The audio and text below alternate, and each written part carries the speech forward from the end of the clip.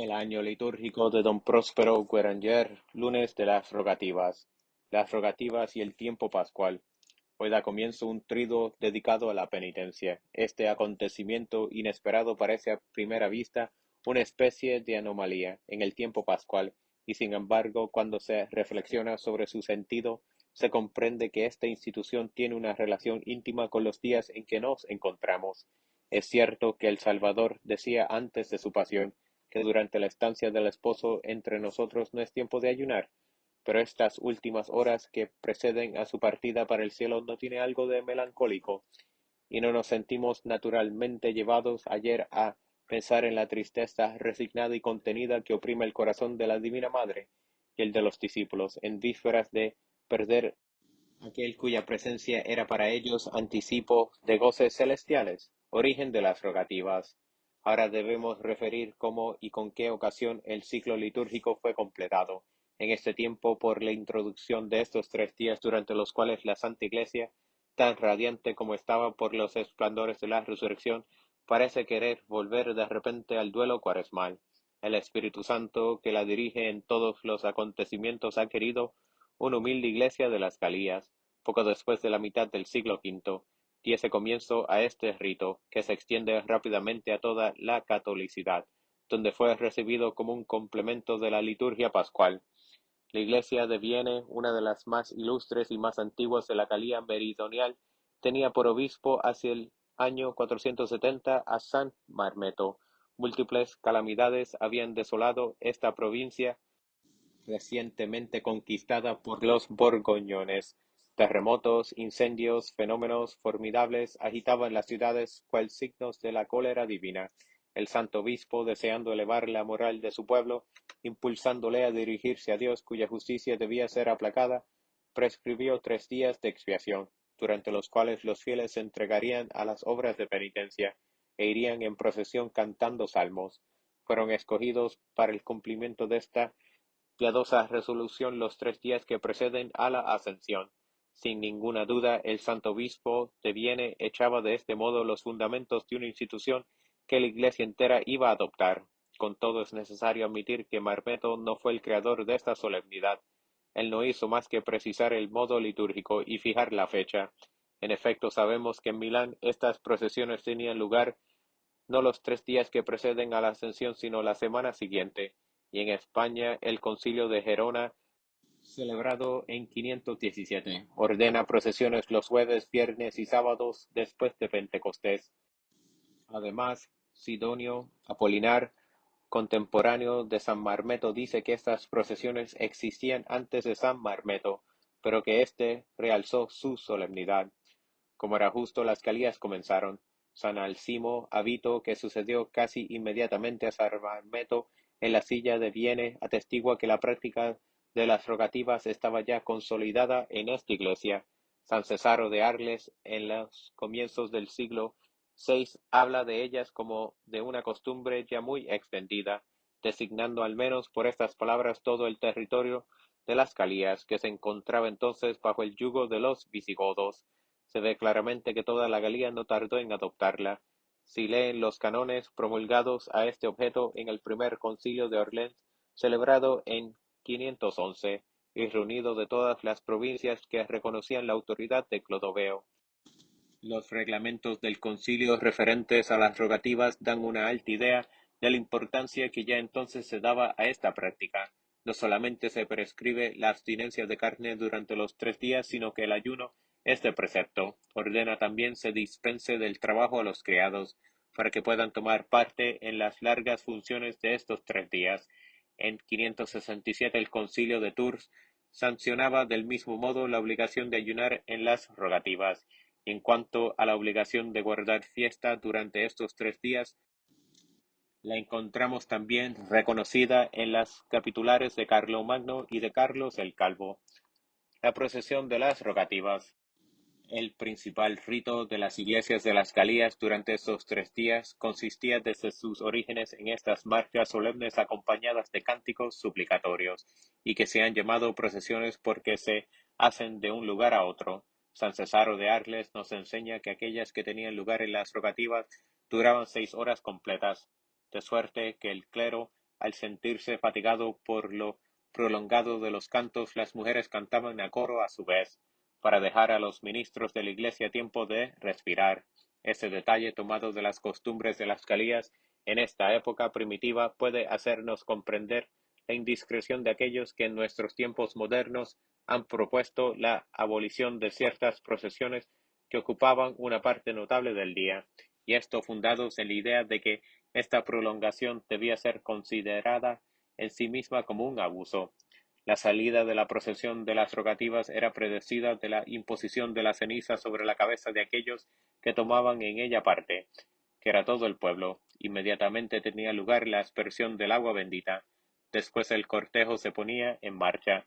La procesión estaba formada del clero y del pueblo de muchas iglesias de categoría secundaria, que caminaba con la cruz de una iglesia principal, cuyo clero presidía la función.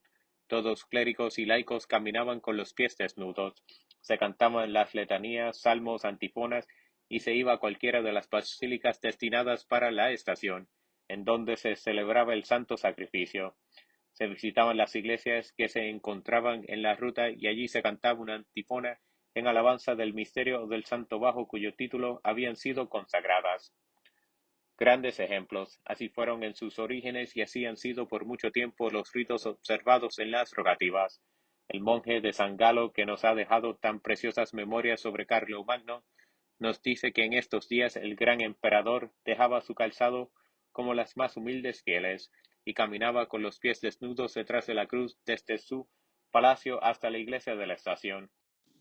En el siglo XIII, Santa Isabel de Hungría daba también el mismo ejemplo. Se complacía en confundirse durante las rogativas con las mujeres más pobres del mundo, caminando también con los pies descalzos y cubierta de un burdo vestido de lana. San Carlos Borromeo, que renovó en su iglesia de Milán tantos usos antiguos, tampoco olvidó las rogativas. Con sus cuidados y sus ejemplos, reavivó en su pueblo el antiguo celo por una práctica tan santa. Exigió de sus diocesanos el ayuno durante estos 3 días y lo cumplía él mismo a pan y agua. La procesión a la que todo el clero de la ciudad estaba obligado a asistir y que comenzaba por la imposición de la ceniza. Partía de la catedral al rayar el día y no volvía sino 3 o 4 horas después del mediodía, habiendo visitado el lunes 3 iglesias, 9 el martes y 11 el miércoles. El santo arzobispo celebraba el santo sacrificio en una de estas iglesias y dirigía la palabra a su pueblo. Si se compara el celo de nuestros padres por la santificación de estas 3 jornadas con la indolencia que acompaña hoy, sobre todo en las ciudades, la celebración de las rogativas, no podemos menos de reconocer también en esto una de las señales del debilitamiento del sentido cristiano en la sociedad actual, y con todo son importantísimos los fines que se propone la Santa Iglesia en estas procesiones, en las que deberían tomar parte tantos fieles que disponen de tiempo y que, en lugar de consagrarle a servirle a Dios con las obras de la verdadera piedad católica, le emplean en ejercicios privados que no atraen sobre ellos las mismas gracias y aportan a la comunidad cristiana los mismos auxilios de edificación. Las rogativas en la Iglesia de Occidente. Las rogativas se extendieron rápidamente de las Calías a toda la Iglesia de Occidente. Estaban ya establecidas en España en el siglo VII y no tardaron en introducirse en Inglaterra y más tarde en las nuevas iglesias de Germania, a medida que se iban fundando. La misma Roma las adoptó en 801, en el pontificado de San León III. Poco tiempo después, cuando las iglesias de las Calías habían renunciado a la liturgia galicana para adoptar la de Roma, admitieron en sus usos la procesión de San Marcos, pero existía esta diferencia, que en Roma se conservó en la procesión del 25 de abril el nombre de letanías mayores, reservando el de menores para las letanías de rogativas. En cambio, en Francia se llamó a estas últimas letanías mayores, y a las letanías de San Marcos se les conoció con el nombre de menores. Pero la Iglesia romana, sin despreciar la devoción de las iglesias de las Calías, que se creyeron en el deber de introducir en el tiempo pascual 3 días de observancia cuaresmal, no adoptó este rigor. Las repugnaba entristecer con el ayuno la alegría de 40 días que Jesús resucitado concede todavía a sus discípulos. Se limitó pues a prescribir la abstinencia de carne durante estos 3 días, y tal fue su práctica, a través de los signos, hasta que en nuestra época el relajamiento de las costumbres cristianas la obligó a modificar su antigua disciplina en este punto. La Iglesia de Milán, que, como hemos visto, guarda tan severamente la institución de las rogativas, la ha colocado en el lunes, martes y miércoles, que siguen al domingo en la octava de la Ascensión, es decir, después de los 40 días consagrados a celebrar la resurrección.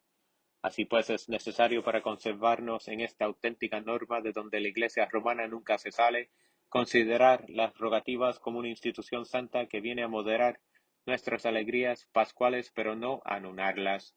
El color morado que se emplea en la procesión y en la misa de la estación no tienen como fin indicarnos todavía la partida del esposo, sino advertirnos que esta partida está próxima.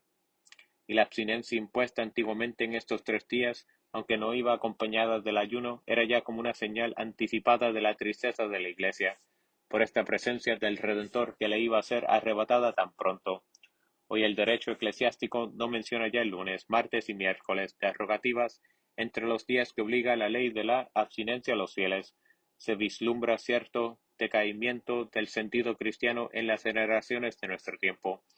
Las súplicas de dispensa, hoy más numerosas, han impuesto este abandono de la antigua disciplina.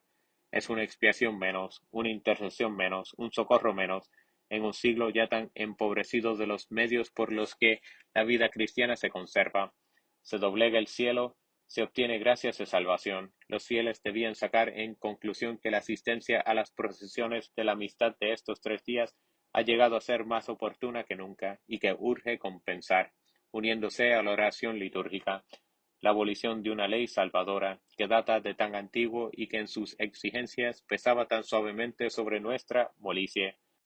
Una institución tan venerable, sancionada por las ordenanzas de la Iglesia y la práctica de tantos siglos, debe permanecer siempre en honor en esta Francia, que por su ejemplo ha impuesto a toda la cristianidad la solemnidad de las rogativas. Según la disciplina actual de la Iglesia, las procesiones de las rogativas, cuya intención es implorar la misericordia de Dios, ofendida por los pecados de los hombres, y obtener la protección celestial sobre los bienes de la tierra, va acompañadas del canto de las letanías de los santos, y completadas por una misa especial que se celebra, sea en la iglesia de la estación, sea en la iglesia misma de donde ha partido la procesión, o no ser que deba detenerse en cualquier otro santuario. Las letanías de los santos nunca se llegarán a tener en una estima excesiva. Las letanías de los santos, a causa de su poder y de su eficacia, la Iglesia recurre a ellas en todas las grandes ocasiones, como medio de tornados propicio a Dios, haciendo un llamamiento a toda la corte celestial. Si no se puede tomar parte en las procesiones de las rogativas, se reciten al menos estas letanías en unión con la Iglesia. De este modo se participará de los beneficios de una tan santa institución, y se contribuirá a obtener las gracias que la cristianidad solicita por doquier en estos 3 días. Finalmente se realizará un acto de católico. Ponemos aquí la misa de las rogativas, que es la misma para los 3 días. En ella todo habla de la necesidad y del poder de la oración. La Iglesia se viste de los colores cuaresmales para expresar sus intenciones expiatorias, pero todo en ella respira la confianza y la esperanza de ser oída. Experimentamos que ella se apoya sobre el amor de su esposo resucitado. Misa de las rogativas. El introito sacado de los Salmos anuncia de antemano la misericordia del Señor, que ha oído la súplica de su pueblo, al elevarse hacia él. Introito. Oyó desde su santo templo mi voz, aleluya, y mi clamor penetró en su presencia. En sus oídos, aleluya, aleluya. Salmo. Yo te amaré, Señor, fortaleza mía. El Señor es mi sostén y mi refugio y mi libertador. Gloria al Padre. En la colecta la Iglesia expone a Dios las necesidades de sus hijos. Al pedirle, reconozcan la confianza con la que ellos recurren a Él, e implorando para ellos su protección en sus necesidades. Colecta. Suplicarnos de Señor, hagas que los que en nuestra aflicción, confiados en tu piedad, seamos siempre defendidos con tu protección contra toda adversidad por el Señor. Epístola. Lección de la Epístola del Apóstol Santiago. Confesad unos a otros vuestros pecados, y orad los unos por los otros, para que os salvéis, porque la súplica asidua del justo vale mucho. Elías era un hombre semejante a nosotros, pasible, lloró con ahínco para que no lloviera sobre la tierra, y no llovió durante 3 años y 6 meses. Lloró otra vez, y el cielo dio lluvia, y la tierra dio su fruto. Hermanos míos, si alguien de vosotros se apartare de la verdad, y le convirtiere alguno, debe saber que el que hiciere a un pecador convertirse de su camino errado, salvará su alma de la muerte, y cubrirá la multitud de sus pecados. El fin de las rogativas. La Santa Iglesia toma también del apóstol Santiago el Menor la epístola de hoy, y no nos cause excesiva admiración lo que expone las palabras del escritor inspirado. Uno de los fines de la institución de las rogativas es obtener de la bondad de Dios el clima conveniente para los frutos de la tierra. Y Santiago nos muestra por el ejemplo de Elías que la oración puede volver el cielo sereno, o hacer descender una lluvia fecundante. Imitemos la fe del profeta, y encomendemos al Señor los sembrados que todavía tienen tanta necesidad de su bondad para llegar a sazón y para librarse de las calamidades que pueden caer sobre ellos. Otro fin de las rogativas es obtener la remisión de los pecados. Si pedimos con fervor por nuestros hermanos extraviados, obtendremos en su favor misericordias particulares. Quizás no conoceremos en este mundo a aquellos que nuestra oración unida a la de la Santa Iglesia habrá apartado de la vía del pecado, pero el apóstol nos enseña que nuestra caridad recibirá la más preciosa recompensa, la efusión de la misericordia de Dios sobre nosotros mismos. Para exteriorizar el duelo y la confusión en esta misa de las rogativas, la Iglesia, que se ha revestido del color violáceo, suspende la jubilación de sus cánticos, no se permite más que un solo verso aleluyático, que además continúa expresando sus esperanzas en la bondad del Señor. Aleluya, aleluya, alabada al Señor, porque es bueno, porque su misericordia es eterna. Evangelio. Continuación del Santo Evangelio según San Lucas. En aquel tiempo dijo Jesús a sus discípulos: ¿Quién de vosotros tendrá un amigo e irá a él a medianoche y le dirá: Amigo, préstame 3 panes, porque un amigo ha llegado de viaje a mí y no tengo que poner ante él? Y él, respondiendo desde adentro, diga: No me molestes, ya está cerrada la puerta y mis hijos están conmigo en cama, no puedo levantarme y dártelos. Y si él perseverare llamando, yo os digo que, aunque no se levante y le dé por ser amigo suyo, se levantará, no obstante, y le dará cuanto necesita para que le deje en paz. También yo os digo: pedid, y se os dará; buscad y encontraréis; llamad y se os abrirá. Porque todo el que pide, recibe; y el que busca, encuentra; y al que llama se le abrirá. Si alguien de vosotros pide pan a su padre, ¿le dará acaso una piedra? ¿O si le pide un pez, le dará acaso una serpiente por el pez? ¿O si le pidiere un huevo, le dará acaso un escorpión? Pues si vosotros, siendo malos, sabéis dar cosas buenas a vuestros hijos, cuanto más vuestro Padre desde el cielo dará el buen espíritu a los que se lo pidan. El poder de la oración. ¿Hay algo en los evangelios que sea más expresivo sobre la omnipotencia de la oración que estas palabras de nuestro Señor? Hoy la Santa Iglesia, al hacérnoslas leer, ciertamente nos muestra lo bastante la importancia de las rogativas, ya que en estos días nos revela la virtud de la intercesión, que triunfa aún de las repulsas de Dios. El fin de las lecturas de la Santa Escritura y la liturgia es una enseñanza permanente y siempre oportuna. Así hemos debido reconocerlo hasta ahora, en estos 3 días en que se pretende doblegar el cielo irritado. Es de absoluta necesidad hacer comprender a los cristianos el poder que ejerce sobre el mismo Dios la insistencia y la oración. Las letanías que han sido cantadas en el curso de la procesión nos ofrecen un modelo de esta santa obstinación en la oración. No hemos cesado de repetir: Señor, ten piedad; líbranos; Señor, te lo pedimos, óyenos. En este momento la mediación del Cordero Pascual ofrecido sobre el altar se prepara, y dentro de pocos instantes Él unirá a nuestros humildes votos su intercesión siempre eficaz. Defiéndenos por tanto peso de intercesión. Nos retiramos seguros de no haber orado en vano. Tomemos pues también la resolución de no mantenernos alejados de la Iglesia en sus prácticas, y de preferir siempre la oración hecha con ella a toda otra que nosotros ofrezcamos a Dios en particular, en los días en que ella se presta a invitarnos a tomar parte en los deberes de súplica que para nuestro provecho ella dirige a su celestial esposo.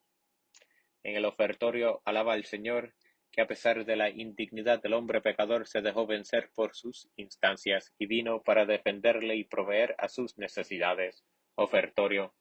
Alabaré sobremanera al Señor con mi boca, y alabaré en medio de muchos, porque se puso a la diestra del pobre, para salvar mi vida de los que me perseguían. Aleluya. Las ligaduras de nuestros pecados nos tienen encadenados, y no podemos por nosotros mismos volver a Dios. La víctima pascual nos ha devuelto la libertad, y cada vez que en su sacrificio se renueva sobre el altar, se opera de nuevo nuestro rescate. La Santa Iglesia representa en la secreta a Dios Todopoderoso, los motivos sobre los que se apoya nuestra confianza en la hostia de los que nos hacen el don. Secreta, suplicarnos el Señor hagas que estos presentes rompan los vínculos de nuestra maldad y nos alcancen los dones de tu misericordia por el Señor. La antífona de la comunión repite las palabras del Salvador que hemos escuchado en nuestro Evangelio. Es Él mismo quien nos autoriza a atrevernos a todo en la oración. Nadie de nosotros osará decir: cualquiera que pida a Dios recibirá el efecto de su súplica. Pero ahora que el Hijo de Dios ha descendido del cielo a la tierra para enseñárnoslo, nuestro consuelo debe ser repetirlo sin cesar. Comunión.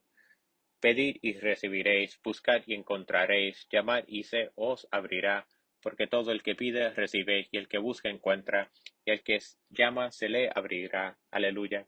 El sacrificio de paz está consumado, y la confianza de la Iglesia se explaya en las palabras de acción de gracias que llena la poscomunión. El don sagrado ha traído el consuelo. La Santa Iglesia espera que sus hijos se aprovecharán para hacer nuevos progresos en el amor. Poscomunión. Suplicarnos te, Señor, acojas con pío favor nuestros votos, para que, mientras recibimos tus dones en la tribulación, con nuestro consuelo crezcamos en tu amor, por el Señor.